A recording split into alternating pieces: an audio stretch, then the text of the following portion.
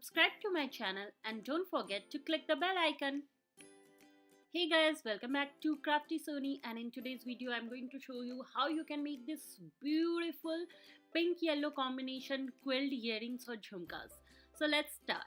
First of all, you are going to need yellow and pink 5mm quilling ribbons. Then you are going to need a quilling stencil and a quilling needle, some fabric glue and clear nail paint, flat-edged half pearls, jump rings and earring hook. First of all, join 3 pink quilling ribbons side by side as I have shown in the video. So you have to make sure that the quilling ribbons are dry and they are stuck together before starting to quill them. Just apply some pressure at the end. Now once the quilling ribbons are joined, use a quilling needle to quill them like I am showing. Make sure it is tightly knit and then secure the end with the help of the fabric glue. Then apply some clear nail paint to give it a glossy finish. In the center, with the help of the fabric glue, apply the pearl. Now start quilling yellow ribbons. So just quill one single ribbon and then put it in the stencil and fan it out a bit.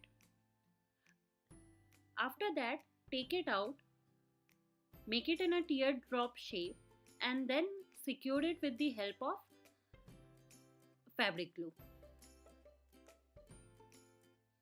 So this is going to form the centerpiece. Now take the other yellow quilling ribbon, split it in half and then loosely quill the first half and then put it in the stencil and fan it out. So this time I have chosen a smaller circle. Do it with the second part of the ribbon as well, and then again fold it into a teardrop shape.